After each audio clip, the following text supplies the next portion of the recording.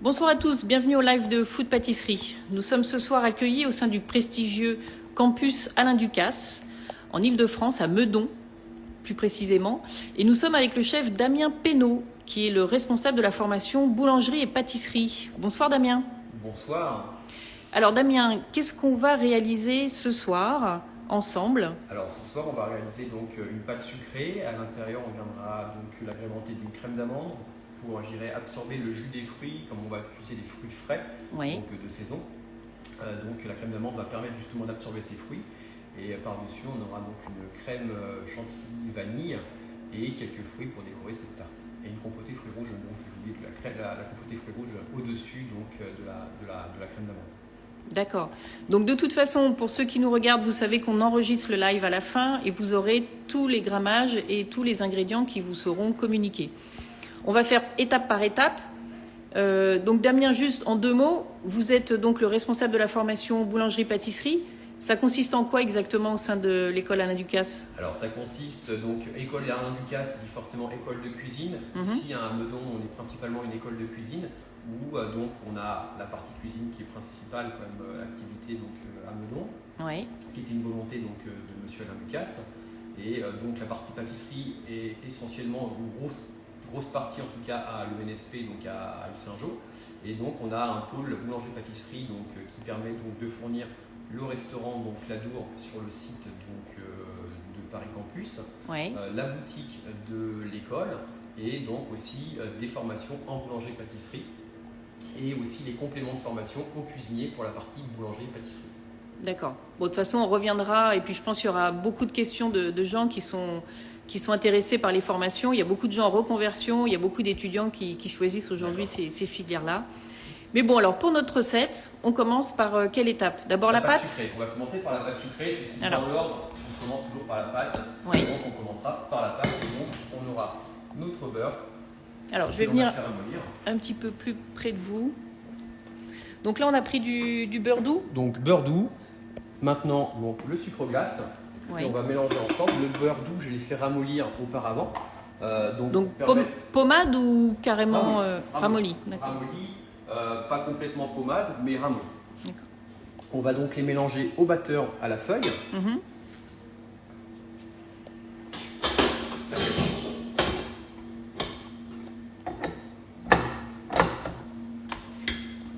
Donc là vous avez mis le sucre. Le sucre glace et le beurre. Et le sucre glace et le beurre. Okay. Voilà. Donc on va obtenir une crème.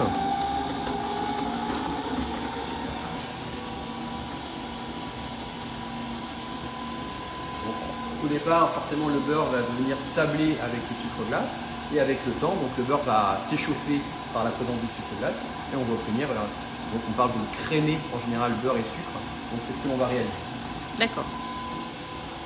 Ensuite, nous allons avoir besoin des œufs et de la vanille, donc j'ai déjà mis la vanille et les œufs ensemble dans ma barquette. Donc ce sont des œufs entiers. Hein. Des œufs entiers, oui. Et vanille, vous avez gratté une gousse? Alors c'est marqué dans la recette vanille liquide, on peut gratter une gousse, on peut mettre même de la vanille épuisée, à la limite si on a des gousses séchées, on peut venir les broyer et donc faire de la vanille séchée donc épuisée. On peut aussi prendre à la limite de la poudre de vanille, peu importe je dirais la façon de la mettre à l'intérieur, dans une pâte c'est pas le plus important. La vanille est beaucoup présente dans la crème chantilly. D'accord. Donc là justement j'ai donc mon mélange qui est crémé. Oui. Voilà, donc là maintenant je vais arrêter mon batteur. Alors il y a beaucoup d'anciens étudiants qui nous suivent apparemment. Hein. Ah, alors parfait. Il y en a qui sont maintenant à Washington apparemment. D'accord. Il y en a plein qui vous font des coucous. Bah écoutez, c'est sympa. je leur fais coucou aussi. Donc là on verse les œufs. Je verse les œufs, la vanille et j'ai aussi donc mon sel que je vais ajouter à ce moment-là.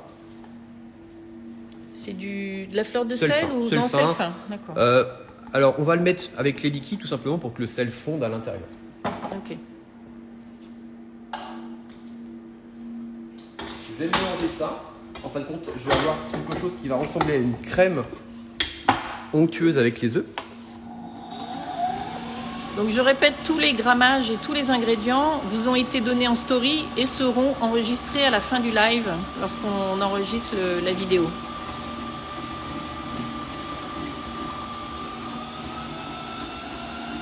Est-ce qu'on pourrait mettre du sucre vanillé? Alors oui, justement, enfin, j'ai hésité à le dire, on peut mettre donc du sucre vanillé à la place du sucre glace. On aura donc le sucre et la vanille à l'intérieur. D'accord.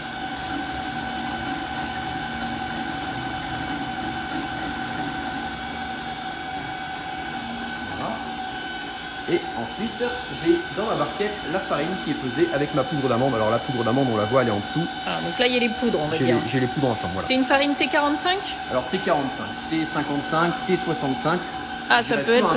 D'accord. Nutritionnellement, j'aurais tendance plutôt à conseiller la T65 parce qu'elle est forcément plus riche en éléments nutritifs et en tout cas en fibres. Donc plus intéressant de travailler avec la T65. Après, j'ai envie de dire, c'est pas la qualité de la farine qui va être très importante pour la pâtisserie. Donc j'accélère ma vitesse pour vraiment avoir quelque chose de bien lisse.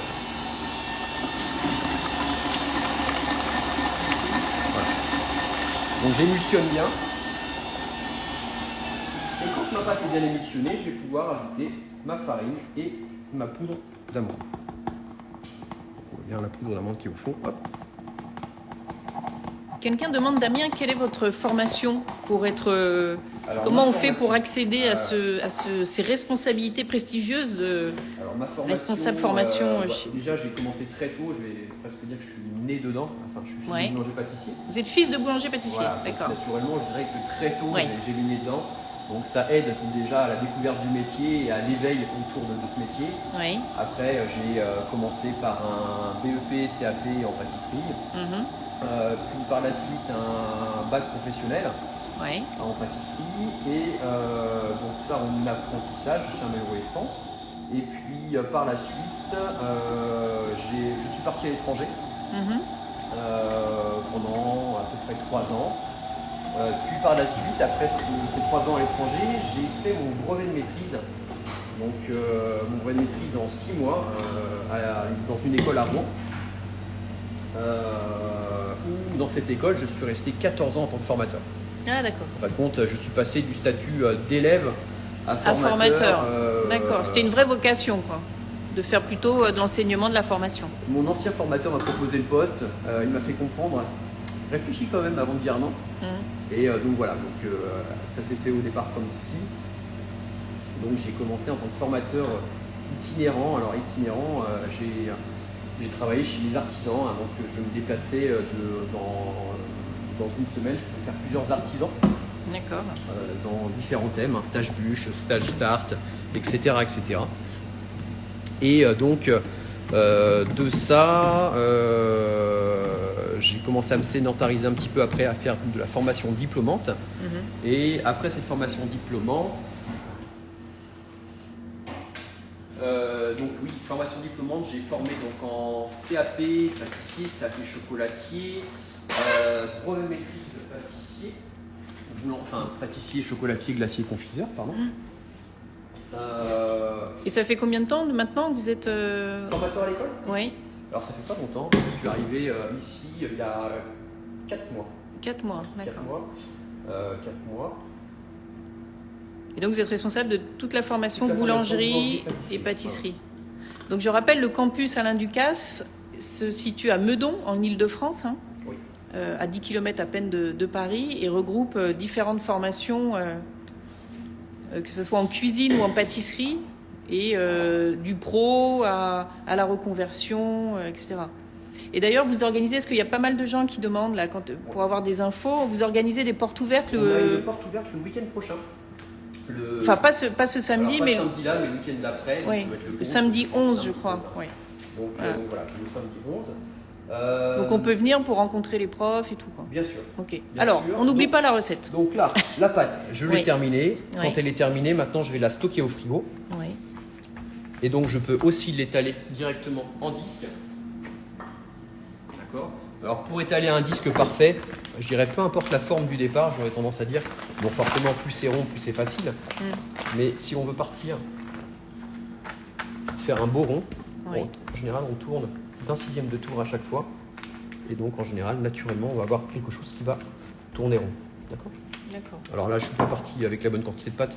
Je vais vous faire voir pour faire un rond parfait avec la bonne quantité de pâte. Donc pour une tarte de 15 cm de diamètre, comme Ouais. on a prévu aujourd'hui, je prends à peu près 180 g de pâte. 180 grammes de 180 pâte grammes de pâte. pour 15 cm de diamètre. C'est ça. Ok. Hop, je prends pile poil la bonne quantité. Pardon.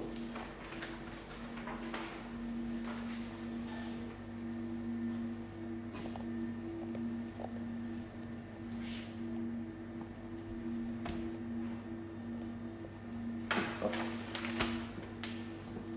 Je prends ma pâte et je vais venir l'étaler. Donc là, je pars sur le boule. L'avantage de cette méthode, c'est qu'on ne salit pas son plan de travail. Et à la maison, j'ai envie de dire, Ah, oui. c'est quand même pas mal. Et ça évite aussi de fariner, De fariner. toujours. De hein. fariner. Alors personnellement, je suis allergique à la farine.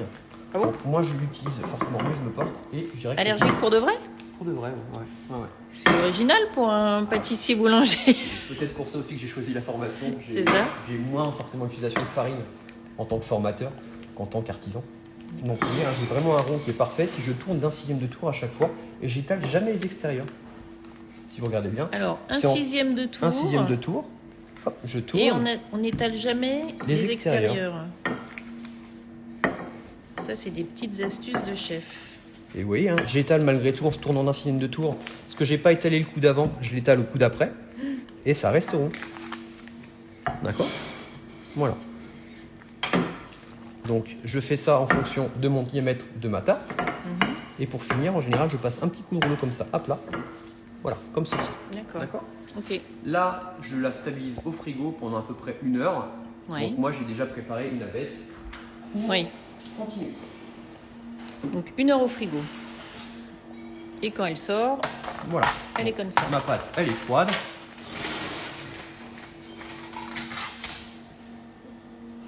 En termes d'épaisseur, ça doit faire C'est assez fin. quoi, 1 millimètre? Oh, ça fait 2 Ah, mm. 2 millimètres 2 mm d'épaisseur. Voilà. Donc je la décolle. Et là, je vais prendre ma feuille pour me servir de support pour le fonçage.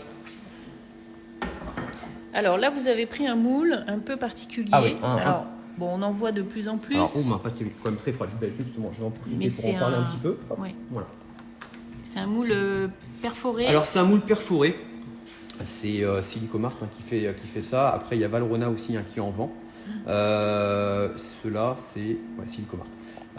Donc l'avantage, c'est que naturellement la pâte adhère et sèche aussi. Donc elle adhère au moment du fonçage et elle sèche donc naturellement parce que, sachant que c'est perforé, la matière arrive à sécher grâce à ces perforations. D'accord. Ouais. Donc on pose la pâte Bon. par-dessus. Bon, voilà ce qu'il ne faut pas faire, mais je vais m'en sortir. Je vais vous faire voir justement des fois quand on a une pâte qui est un peu trop froide. Après, alors, tiens. Je vais vous faire voir de A à Z, elle est bien froide donc je vais pouvoir la recenser. Oui. Quand elle est bien froide. De toute façon, on peut toujours récupérer une. Avec cette méthode-là, l'avantage, pâte. sachant que vous ne farinez pas, vous pouvez la retravailler autant que vous voulez.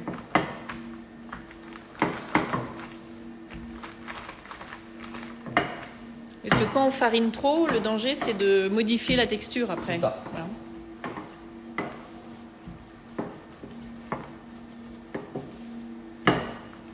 Alors, il y a combien d'étudiants environ et de professeurs au sein du campus? Alors, à l'école, on est à peu près une dizaine de formateurs en cuisine. En pâtisserie, nous sommes à peu près, donc on est 5. Donc voilà. Ensuite, qu'est-ce qu'on va voir Il voilà. y a beaucoup d'étudiants qui viennent du monde entier. Hein. Beaucoup d'étudiants qui viennent du monde entier. Alors, France, étrangers. sur Meudon, Oui. on a plus une clientèle justement internationale. Oui. Sur l'ENSP, il y a moins d'étrangers. Et après, j'ai oublié une école, Paris Campus, qui est donc située dans le 16e arrondissement, Oui. qui, elle, forme pour, la partie, grand public, qui forme justement les gens qui sont intéressés par notre métier, Oui. mais de façon un peu loisir. Vous voyez, hop, Voilà, je prends alors ma on a. pâte. Parfait. Donc, hop, Et je on a fonce. récupéré. Donc, je descends délicatement au fond de mon cercle. Et j'abaisse ma pâte petit à petit, tranquillement, au fond de mon cercle.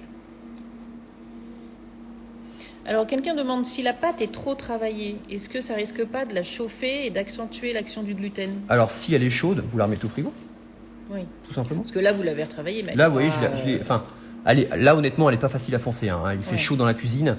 Donc, naturellement, c'est pas facile. Mais on s'en sort. L'avantage aussi, c'est que sachant que l'on n'a pas de farine, elle ne sèche pas. Ouais. Ensuite, on va prendre un couteau d'office et on va venir couper. Alors ça a un terme, hein. Ébarber. Comment on dit? Ébarber. Ébarber. Ébarber. Ébarber. Voilà. Comme si la pâte Et on avait enlève la une pâte barbe. autour. Voilà. Et donc ensuite, on la réserve au frigo, notre pâte, et on va commencer la crème d'amande. On remet au frigo. Oui. Pourquoi on la fait pas cuire tout de suite? Alors parce que justement, on va la cuire avec la crème d'amande. D'accord.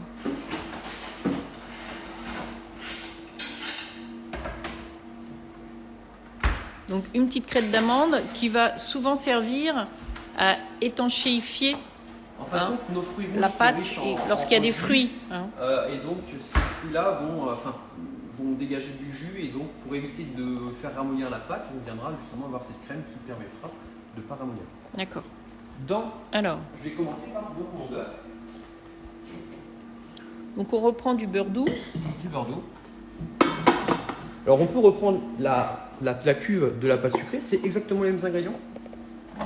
On a des œufs, du sucre, de la farine, donc aucun problème, vous pouvez reprendre facilement la même cuve. Il n'y a pas de souci.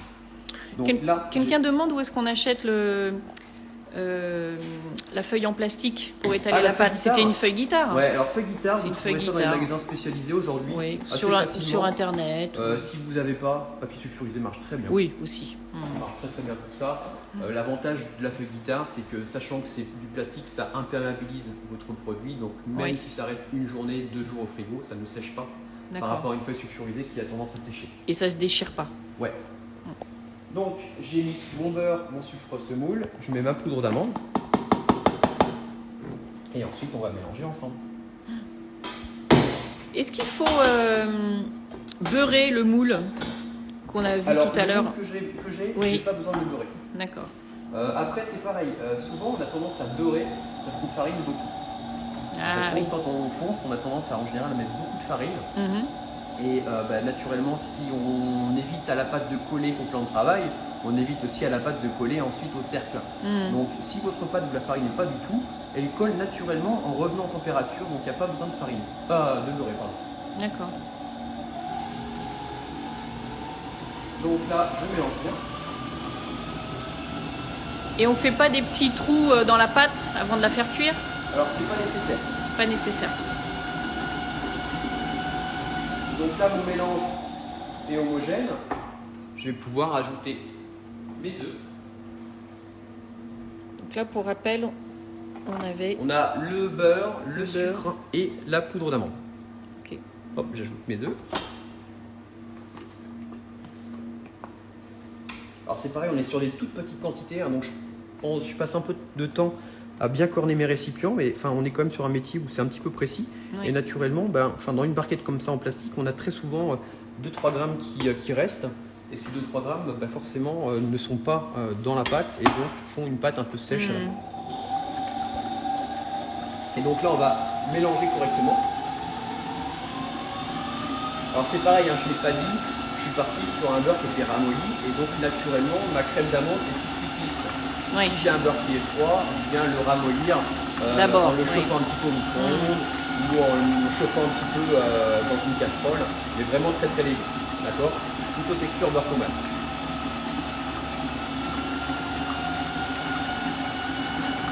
Donc voilà, donc la crème d'amande elle est finie. Donc là, vous voyez, j'ai quelque chose qui est lisse. Donc maintenant, à l'intérieur, je vais pouvoir ajouter ma farine qui va stabiliser l'émulsion. D'accord. Donc pareil comme tout à l'heure, farine, la même farine qu'on a utilisée pour la pâte. Ouais.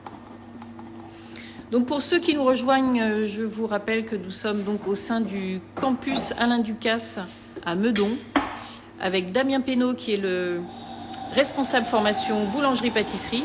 Et on réalise ensemble, en pas à pas, une tarte aux fruits rouges, évidemment customisée et améliorée.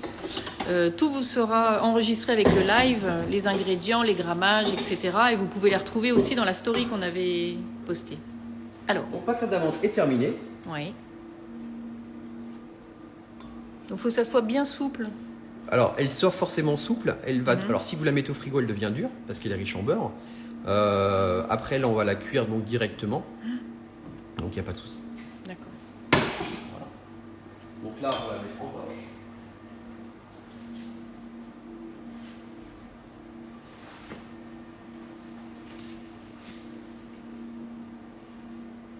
Alors, c'est pas nécessaire de mettre une douille à l'intérieur. Ouais. Alors ici, donc, parce que toutes les salles, ce qui est sympa, c'est qu'au sein du campus, là, j'ai vu, toutes les salles ont un nom. Il y a la salle Claire Etzler. Juste à côté, on a donc le labo Claire Etzler. Ouais. Et donc, celle-ci, c'est la cuisine Alain. D'accord. Forcément. Je vous fais un petit panorama. Et évidemment, oui, les élèves travaillent ici. C'est vraiment un outil de travail génial. Il y a aussi la salle Jessica Préalpato.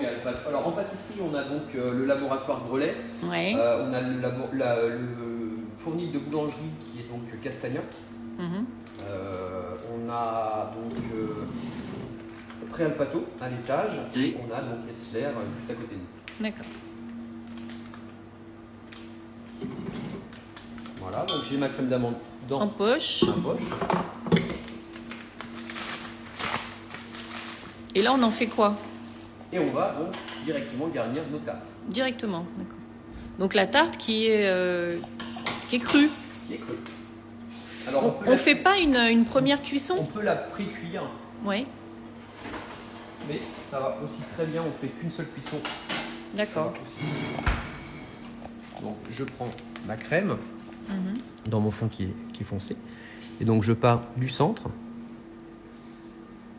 Et je viens garnir.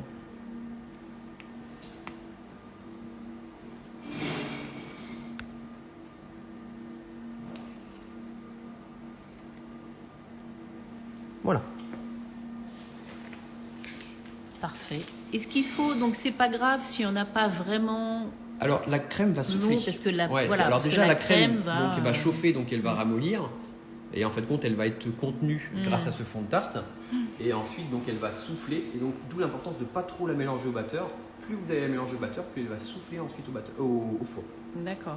Et donc, alors, on a une petite question quand même qui me plaît beaucoup. Est-ce qu'on peut mettre du rhum dans la crème d'amande? bien sûr, bien sûr.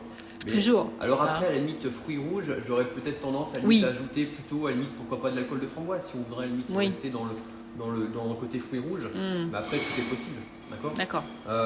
Pour une galette frangipane, on aurait tendance à la limite à parfumer rhum vanille ou des choses comme ça. Après, c'est une question de goût. Ok. Donc là, ça part au four? Et là, ça part au four. Ok. Donc c'est... alors, on l'indiquera tout à l'heure, mais c'est pendant combien de temps? Alors, combien? Vous avez normalement le temps... Ah oui, c'est vrai que vous n'avez pas le procédé sur la fiche. Oui. On est sur un temps de cuisson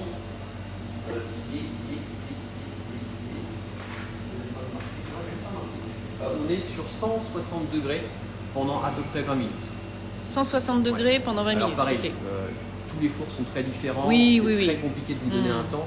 Il faut toujours garder en repère que normalement 180 degrés, c'est la température de caramélisation. Donc notre pâte est très riche en sucre. Donc naturellement, si on est au-dessus de 180 degrés, on va prendre beaucoup de couleur.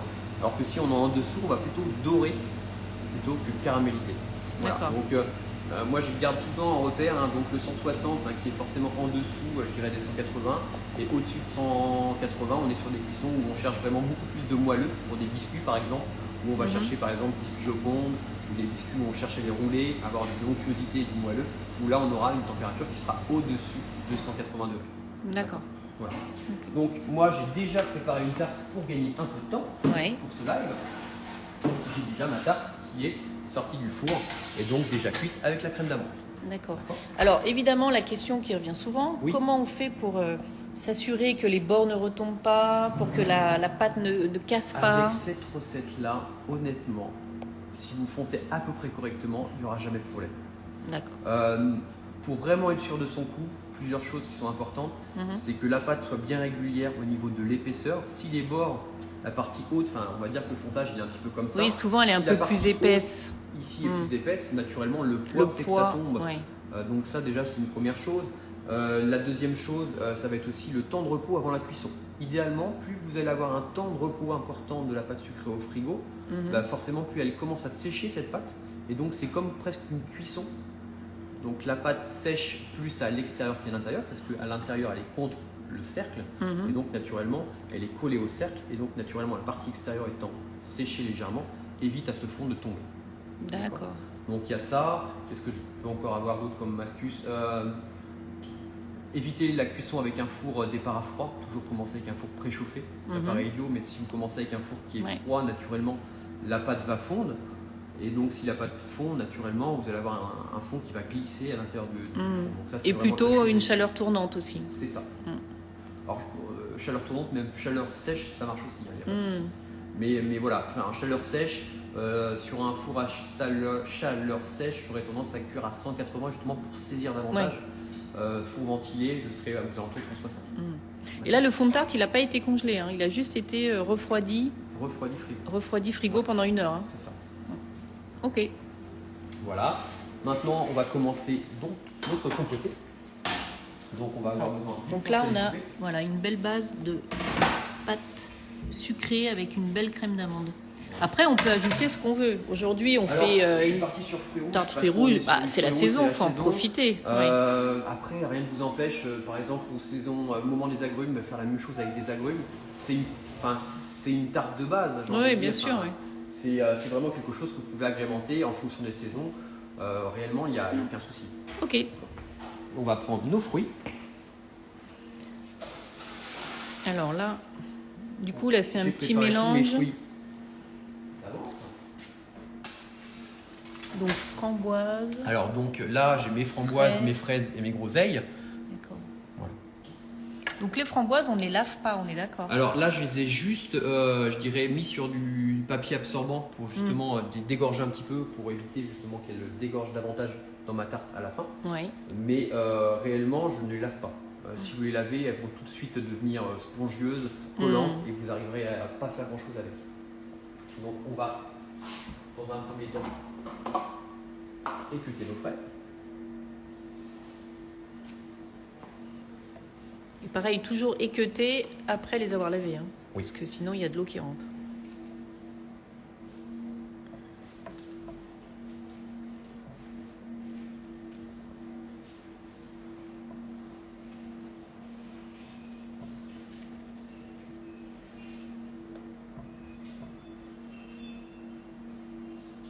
Faire attention aux petits débris de queue qu'on pourrait avoir. Est-ce qu'il y a une fraise, parce que maintenant il y a beaucoup de variétés de fraises différentes, est-ce qu'il y en a une que vous appréciez plus particulièrement? Oui. Pour la forme.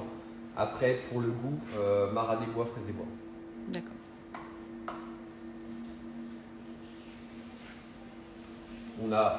Je trouve qu'en pâtisserie, ce qui est intéressant, c'est des fraises qui sont un petit peu longues pour le côté visuel.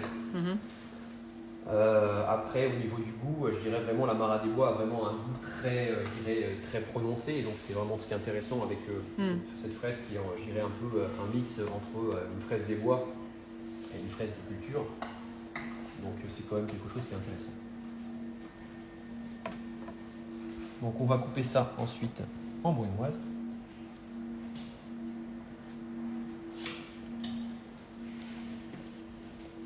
C'est-à-dire, donc là, on prend un petit couteau. Donc là, je vais les couper en deux, d'accord? Puis ensuite, je vais venir les tailler tous les à peu près 1,5 cm. Et je coupe ensuite tous les 1,5 cm dans l'autre sens. D'accord. Je vais venir de l'autre côté, on verra mieux.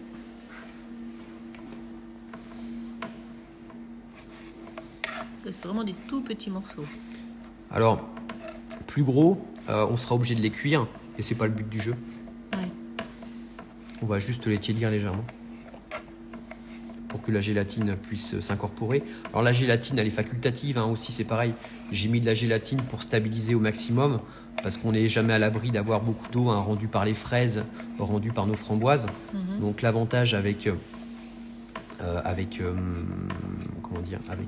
la gélatine, c'est que vous allez avoir quelque chose qui va être stabilisé.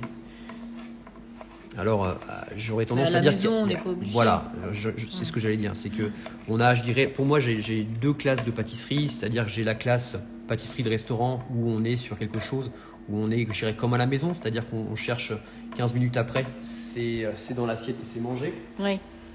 Après, le côté pâtisserie de magasin, boulanger-pâtisserie ou pâtisserie de magasin, on est sur quelque chose qui doit rester en boutique. Donc naturellement, faut que nos fruits ne bougent pas pendant la journée. Et donc naturellement, il faut penser à ça. Et c'est pareil, on n'est pas à l'abri que le client qui a acheté son produit le garde dans un frigo qui n'est pas, je dirais, optimal. Donc forcément, je dirais de stabiliser évite des problèmes de conservation. Donc, je coupe mes fraises.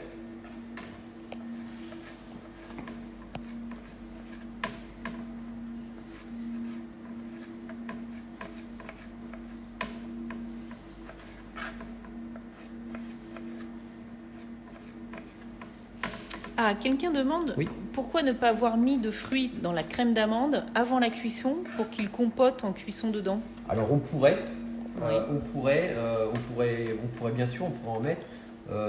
J'ai envie de dire qu'après on pourrait le faire avec des fruits rouges, mais je trouve qu'un fruit rouge cuit a tendance à changer de couleur et avoir une couleur qui n'est pas spécialement agréable. Et surtout dans votre crème d'amande qui est, je dirais, claire, ça ferait des taches, je dirais, un peu brunâtres qui ne sont pas spécialement très esthétiques. Je trouve aussi que tous les fruits rouges, après cuisson, deviennent moins intéressants, en tout cas gustativement aussi. Donc, Oui, ils perdent un peu couleur ouais. pas intéressante et aussi dégustation un peu moins intéressante. Donc je préfère à la limite que mon goût du fruit arrive avec mes fruits qui vont dégorger un peu d'eau.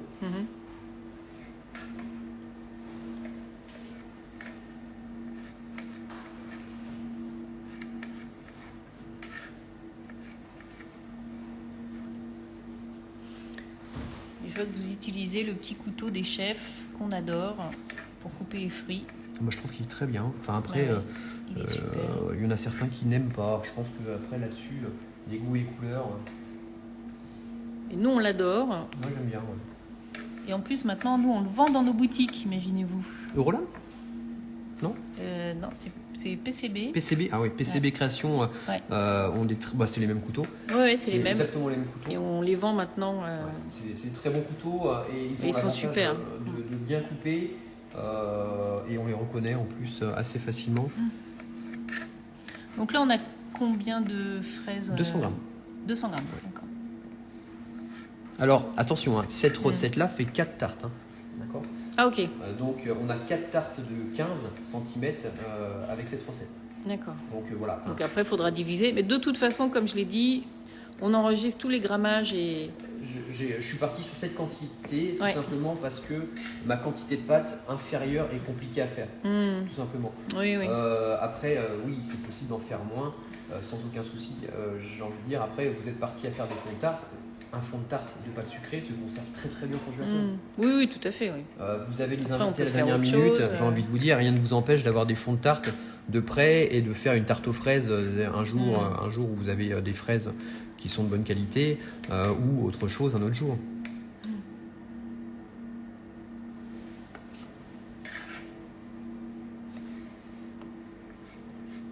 Et les framboises, on va les garder telles quelles ou on les fait aussi... On va les couper juste en deux. Juste en deux. Ouais. En fait, bon, plus vous la coupez la framboise, plus elle dégorge d'eau. Donc on va éviter de trop la massacrer. D'accord ? On va venir juste les couper en deux. Quelqu'un demande pourquoi ma pâte sucrée casse un peu après la deuxième cuisson, après à blanc et ensuite avec la crème d'amande. Casse après cuisson. Pourquoi la pâte sucrée casse un peu après la deuxième cuisson? Peut-être fonçage trop fin. Peut-être fonçage trop fin. Ouais. Moi, je pense tout de suite au priori, fonçage qui peut être un peu fin. Oui.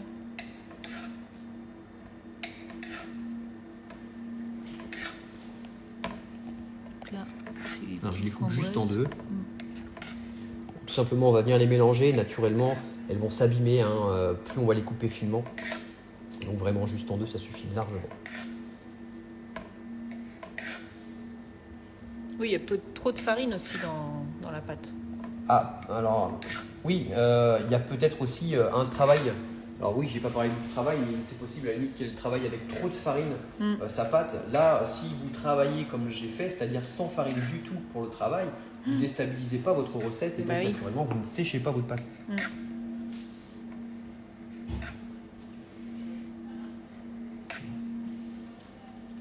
Les framboises, on met la même quantité que les fraises? Ouais, 200.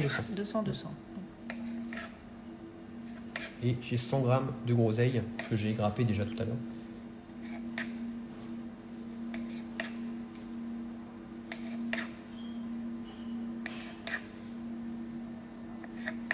Voilà. Je vais prendre. Ça sent bon en tout cas. J'ai goûté les framboises. Elles sont bonnes.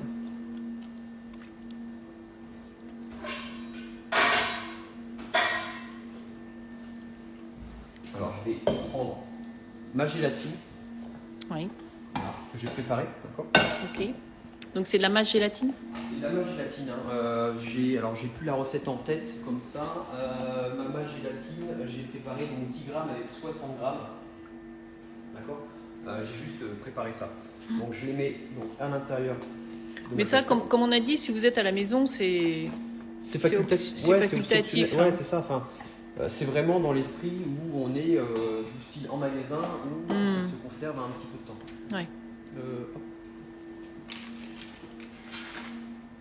Donc on va chauffer notre mâche gélatine.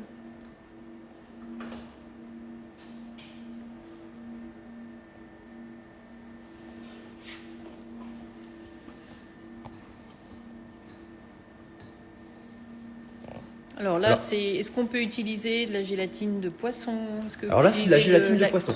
Là, nous, à l'école, on travaille Ouais. 100% gélatine de poisson. D'accord. Il y avait des personnes qui disaient ouais, ça marche mal, etc. Honnêtement, nous à l'école, on n'a pas de soucis. Enfin, on n'a pas de problème avec la gélatine de poisson. Enfin, je dirais qu'il permet peu de problèmes, je dirais, éthiques sur les régimes alimentaires. Donc c'est quand même l'intérêt. Donc là, j'ai chauffé légèrement ma gélatine, d'accord. Ouais. Et donc je vais ajouter mes fruits à l'intérieur.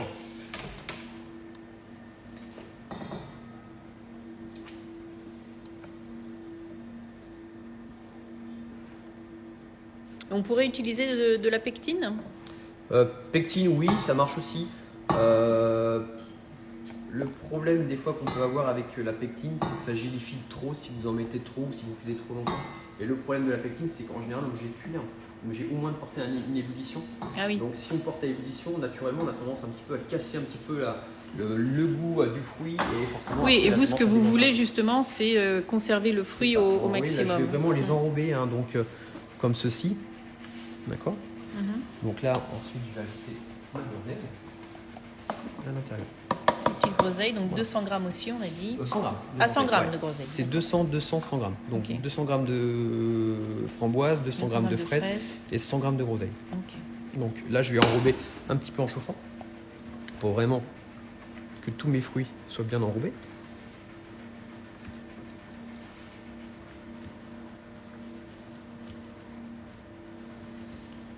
Est-ce qu'en feuille de gélatine, ça correspondrait à quoi, du coup? Alors, feuilles de gélatine, ça dépend dans le commerce. Vous avez des feuilles des fois à 2 grammes, vous avez des feuilles à 2 grammes et demi. Donc oui, si vous êtes sur 2 feuilles, sur 2 grammes la feuille, je vous ai dit 10 grammes, donc ça fait 5 feuilles.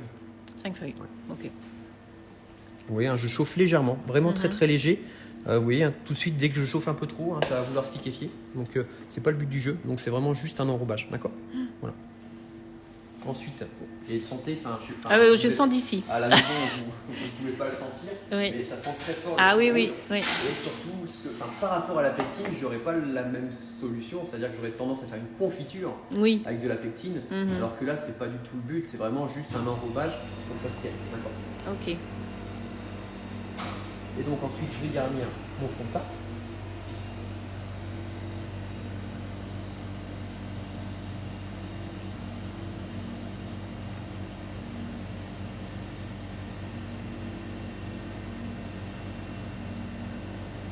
Je garnis jusqu'au bord. Voilà.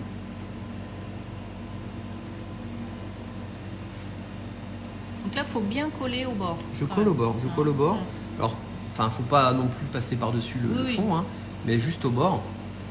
Voilà. D'accord. Ok. Et ces belles couleurs. Donc, vous voyez, on a bien conservé quand même. Là, on voit bien la framboise, Voilà. les on se bons retrouve morceaux. à manger les fruits. Oui. Oui, c'est vraiment ce que vous souhaitiez Ce que je recherche, obtenir. ce que Voilà. je recherche, et on peut vraiment faire cette recette avec tous les fruits. Enfin, j'insiste Oui, peut-être, oui. mais on peut vraiment la faire avec tous les fruits. Donc là, D'accord. maintenant, je vais la réserver au frigo. Forcément, Oui. ça va tout stabiliser. Ok. Maintenant, on va commencer la chantilly. Alors, vous allez me dire pourquoi mettre de la gélatine dans la chantilly. L'avantage, c'est que ça me permet de la congeler facilement et de la maintenir. Une chantilly, quand vous la congelez, souvent quand elle décongèle, elle est toute bizarre en texture. Ouais. Et donc l'avantage avec cette méthode-là, c'est que vous pouvez la congeler facilement.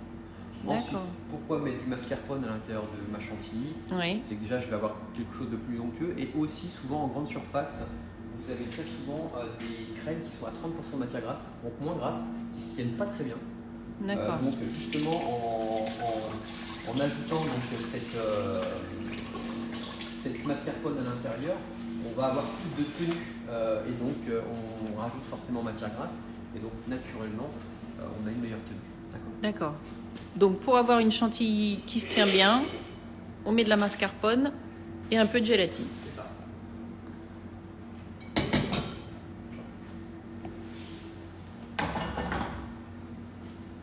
Donc là, on a plus besoin de tous nos rouleaux. Et donc maintenant, on va commencer.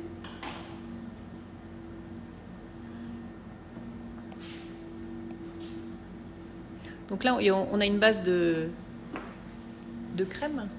Alors, c'est ça. Donc là, j'ai ma crème liquide qui est ici. Mhm.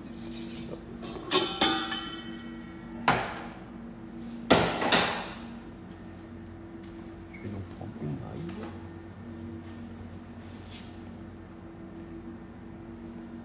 Donc une crème liquide. Crème liquide. Le plus froid possible. Ah, D'accord. ça J'insiste c'est important. là-dessus. Oui. Ouais, en gros, plus vous allez avoir des ingrédients qui sont froids, meilleur sera le résultat. En fin de compte, avec cette même crème, on peut aussi faire du beurre. Et donc, pour faire du beurre plus rapidement, en général, on a une crème qui est tempérée et forcément, la matière grasse ressort beaucoup plus vite de la crème. Donc, c'est aussi pour ça qu'on fait donc du beurre. J'ajoute à l'intérieur mon mascarpone. Voilà.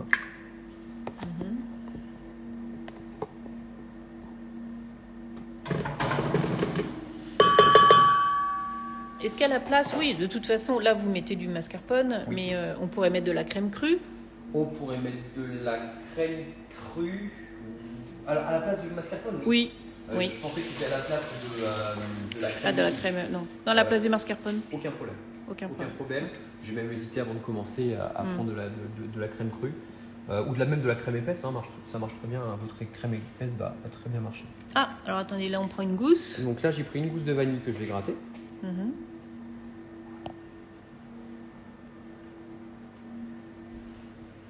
Là c'est tout type de vanille. Il y a pas. Alors, Enfin, Madagascar. Je dirais par partenariat, c'est de la vanille Prova. Ah. Après, j'ai envie de vous dire, c'est.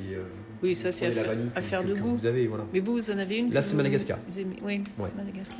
Préférence Madagascar. L'or noir de la pâtisserie. Donc, ces gousses de vanille, hein, vous pouvez les mettre à sécher oui. dans du sucre. Ne d'accord. jamais jeter la gousse. hein. Donc ça vous permet justement d'avoir ce fameux sucre qui va aller Sucre dans votre crème vanillé. d'amande, Oui, d'accord. oui. Vous pouvez aussi les laisser sécher et ça peut vous servir par exemple pour faire des rhums arrangés, Oui. d'accord.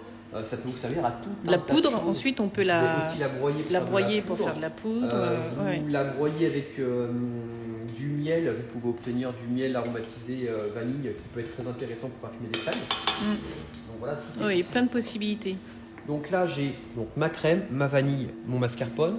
Maintenant, je La vais crème liquide, c'était 35%. 35%. 35%. Si vous n'avez pas justement de la crème liquide à 35%, vous pouvez mettre de la 30% justement avec le mascarpone, il n'y aura pas de souci, ça marchera bien. D'accord.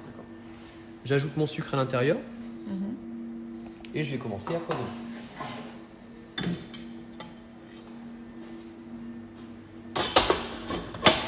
Et le bol, il n'a pas besoin qu'il soit d'être froid avant. Froid, idéalement, Si. ouais, c'est ça. Idéalement, Si plus vous avez avez un grand d'ingrédients- frigo, C'est vous ça. le mettez dans le frigo. Ouais, même ou au congélateur, mais enfin, c'est vrai que les congélateurs. Bah, faut un grand congélateur aussi. Mais idéalement, plus vos ingrédients sont froids, mieux c'est. Oui. Donc là, on va monter tranquillement au batteur et on va préparer nos moules. Les moules. Oui, pour la chantilly, plus les ingrédients et les ustensiles sont froids, mieux c'est. Je sais, ouais. Idéalement, c'est ça. Je dirais que souvent à la maison, en plus, il fait toujours un petit peu chaud. Donc, d'avoir quelque chose qui est bien froid, ça va faire très bien. Donc là, elle monte doucement, hein. Oui, je suis doucement, en vitesse lente. Hein. Oui, Toujours en vitesse lente. Ne montez pas de vitesse trop fort dans le élévateur. Vous allez justement frictionner davantage et vous allez avoir tendance à perdre du beurre avant de commencer à avoir du volume. Oui. À côté, je vais commencer à faire fondre la gélatine.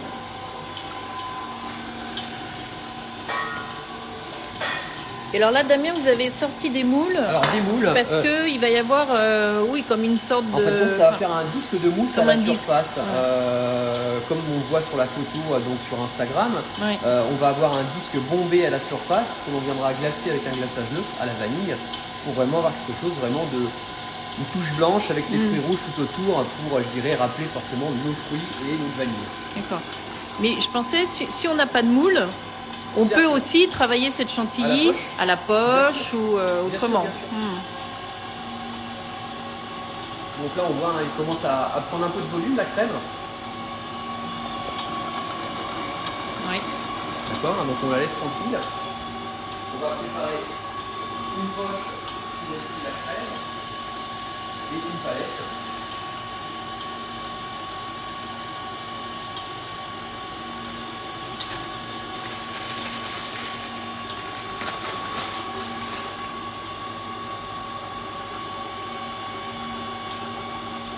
Donc là, vous voyez, elle a bien serré.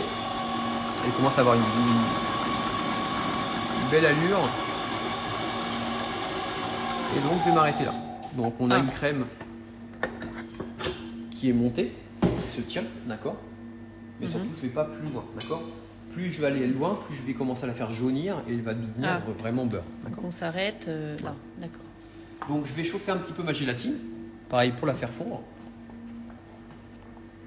Par contre, deux façons pour incorporer de la gélatine. Soit vous chauffez votre gélatine toute seule, ou soit vous chauffez l'ensemble.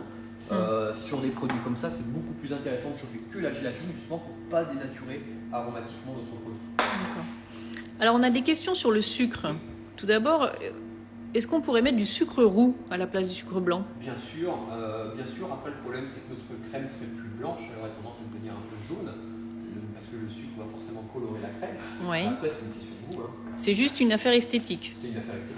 Mais le fait que le sucre roux soit un peu plus épais, ça va pas demander, je sais pas, autre chose du coup? Tous les sucres roux, la plupart, enfin même tous les sucres roux, que ce soit des vergeoises, que ce soit des cassonades, ont tendance à être un peu plus gras et donc vont avoir tendance à fondre un peu mieux dans des produits comme ça, comme la crème justement liquide, et donc vont faire des crèmes un peu plus souples après au travail. D'accord. Mais c'est vraiment très très léger. Et quelqu'un demande pourquoi on met du sucre et pas du sucre glace dans la chantilly. Honnêtement, si vous mettez du sucre glace, je le mettrai souvent à la fin du foisonnage. Donc j'ai monté ma crème, et je mettrai du sucre glace sur la fin pour vraiment stabiliser l'ensemble. Si j'ai du sucre semoule, je le mets dès le départ. C'est pareil du coup? Franchement, ça fera pas grand chose la fin. La différence est moindre. C'est vrai qu'on voit beaucoup de recettes de chantilly où on dit ajouter du sucre glace à la fin. Oui. Franchement, j'ai pas vu une grande différence entre les deux. D'accord. Okay. L'avantage, par contre, mettez jamais du sucre semoule sur la fin. Vous allez forcément avoir des grains sur votre produit final. Et jamais de sucre glace sur le début. Jamais de sucre glace sur le au début. Si, on pourrait le mettre. Si, on pourrait. D'accord. Donc là, je vais prendre un tout petit peu de crème pour la mélanger à ma gélatine. Donc ma gélatine que j'ai chauffée. Donc ma gélatine va se mélanger à ma partie de crème.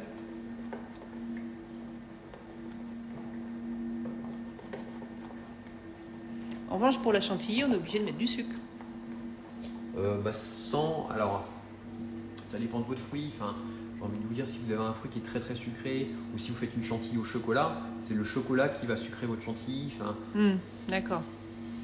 Ça va dépendre de avec quoi vous l'aromatisez. C'est pareil, si vous faites par exemple, je sais pas, une chantilly au café avec un arôme café sucré, naturellement vous allez vous retrouver avec le sucre qui va dériver par votre arôme. Donc voilà, dans le chocolat, malgré tout, dans un chocolat par exemple, si vous prenez un chocolat à 70% de cacao, vous avez 30% de sucre. Donc ce 30% de sucre va sucrer votre chantilly. D'accord. Donc maintenant, je vais incorporer ma partie que j'ai chauffée, que j'ai détendue à ma crème. Voilà. Et je mélange délicatement ma partie dans mes moules.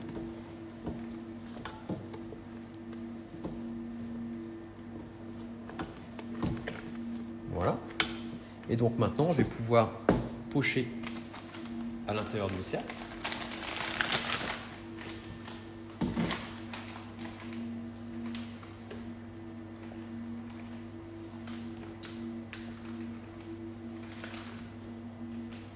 Alors c'est pareil, hein, la recette fait 4 cercles, donc là naturellement j'en aurais 2 trop.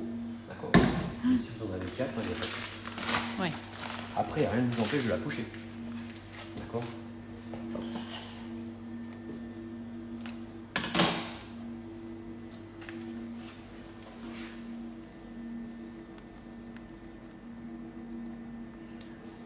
Donc là, c'est des moules, ils font combien de... Ils font à peu près 2 cm de haut.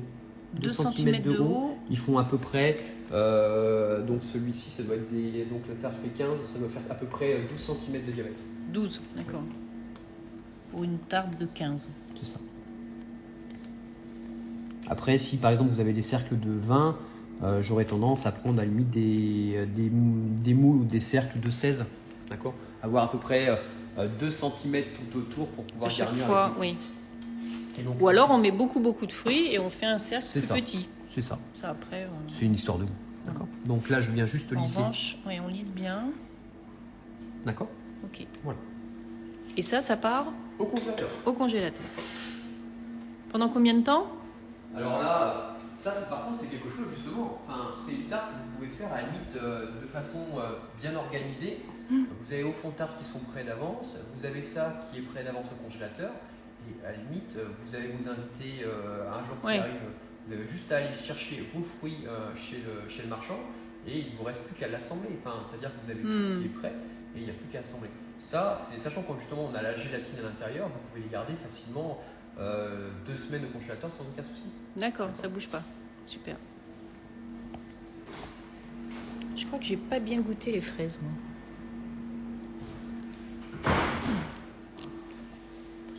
Ah bah voilà, je me disais que le chef ne m'avait pas quitté, mais si, ça y est. Voilà, il est parti. Ah. Et donc j'ai fait très vite. Les voilà, c'est déjà bien froid, d'accord. Ça y est, ils sortent, ils sont bien froids. Regarde. Ça, c'est froid. Et voilà, enfin, avec une chantilly traditionnelle, compliqué de faire ça, et en tout cas, compliqué de s'organiser de cette façon. Donc, vous voyez, hein, j'ai vraiment des cercles. Magnifique. D'accord. Voilà. Voilà.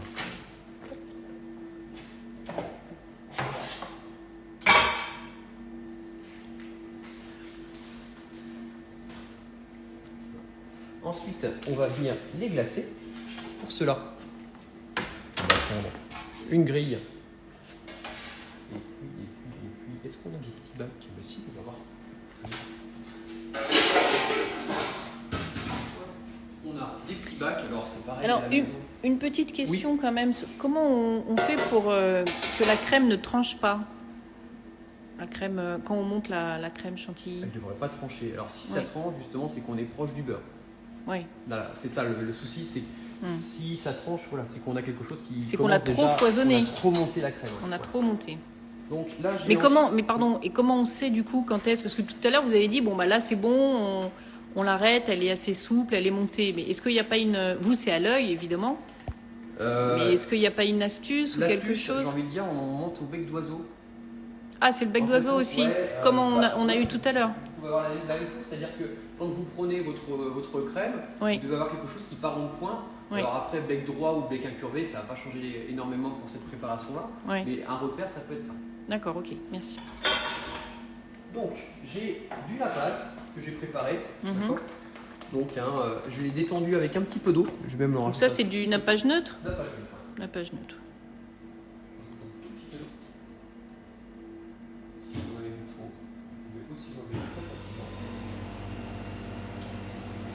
Tout mélanger pour avoir quelque chose d'assez souple pour le lissage.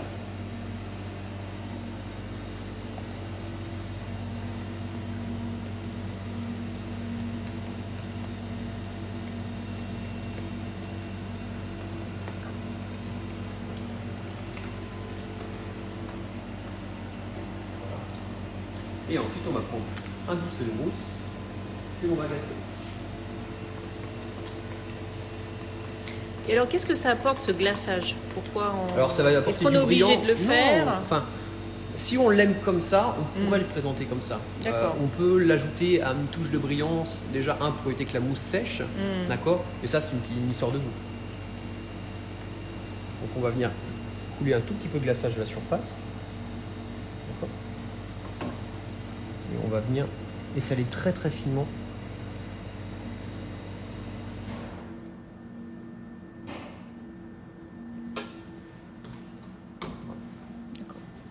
On tapote.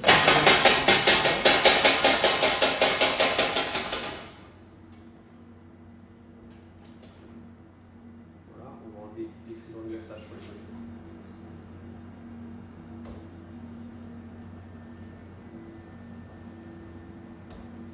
Et on va venir poser sur notre table.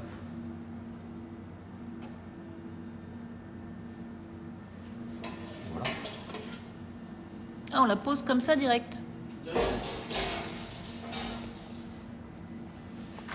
Ensuite, notre tas, ça c'est pas besoin, on va le remettre.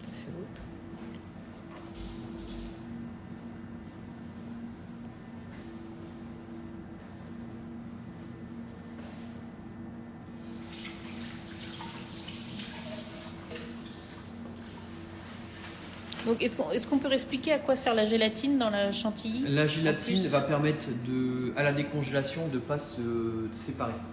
D'accord.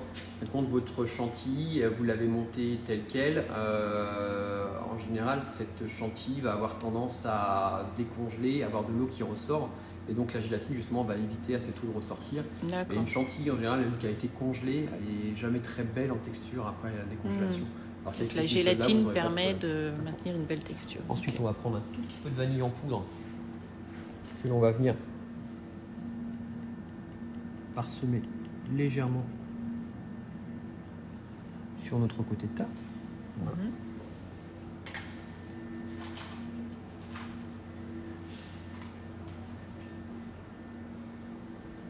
Et ensuite, on va garnir avec nos fruits. Donc là, l'idée, c'est de garnir tout autour. Tout autour avec nos fruits. D'accord. Pardon.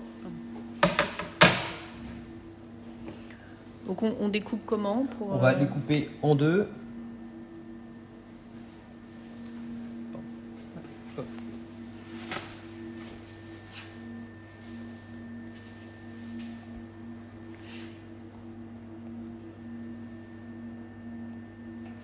Je vais les couper en deux, puis ensuite en trois. Donc en 1/6 de fraise en fin de compte. Pour avoir quelque chose d'assez fin. Donc pareil, la fraise longue comme ça, forcément, sera plus facile à utiliser qu'une fraise ronde.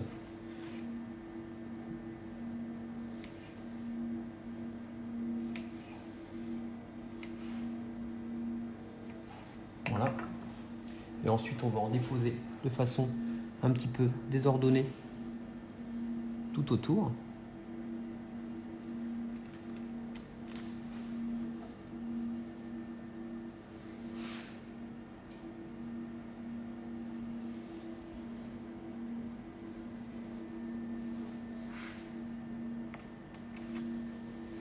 Ensuite, on va prendre nos framboises qu'on va couper aussi.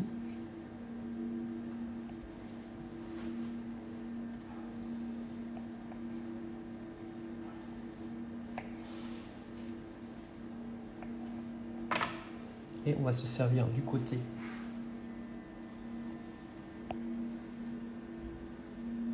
donc c'est là où on alterne les fraises, les framboises. Voilà. Et on viendra donc finir avec nos groseilles pour finir.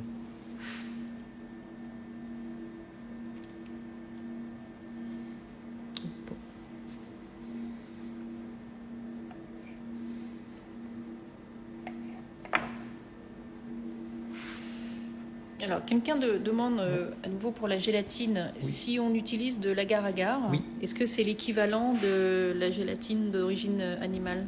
Alors, l'agar-agar, on peut s'en servir. Le seul problème que je reproche à l'agar-agar, c'est un très bon produit. Le seul problème, c'est qu'en bouche, ça ne fond pas. Par contre, l'agar-agar a un point de fusion supérieur à la gélatine, alors que la gélatine a cet avantage d'être très proche de l'humain, naturellement.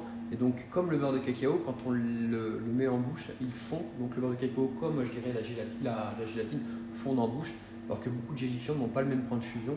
Et donc, forcément, oblige à mastiquer davantage le produit pour avoir une fonte du produit.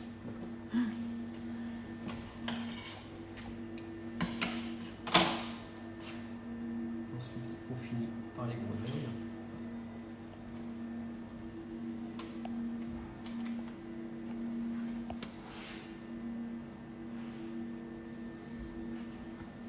Alors, la logique veut qu'on commence par les fruits les plus gros pour ensuite finir par les fruits les plus petits, tout simplement parce que c'est plus facile de caser un fruit petit qu'un gros fruit sur la fin. Et puis les gros, ils vont tenir les petits aussi. C'est ça. Pourquoi on ne l'a pas chauffé, le nappage neutre? Sur le dessus? Oui. Alors, quand on a fait. j'avoue ne pas avoir micro-ondes à portée de main. Idéalement, ça aurait été de le passer un petit peu au micro-ondes. D'accord. J'avais une barquette en plastique, je voulais un micro-ondes et enfin, j'aurais aimé d'avoir un micro-ondes à portée de main. Donc voilà, j'avoue que c'est idéal, c'est l'avoir à peu près aux alentours de 40 degrés quand vous glacez. Quand vous glacez à 40 degrés, vous avez quelque chose qui vient s'étaler tout seul. Oui, c'est ça. Voilà, d'accord. Ok. Parce que du coup, il y a plein de gens qui ont plutôt l'habitude de faire ça et qui étaient étonnés. Ensuite, vous allez déposer quelques petites cresses.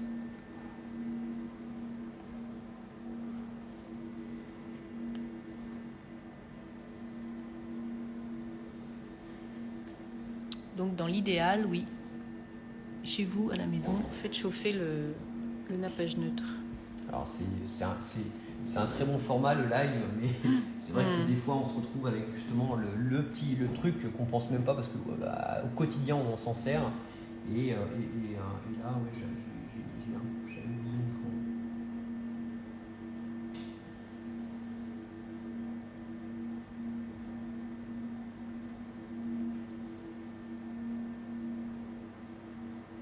Voilà. Super.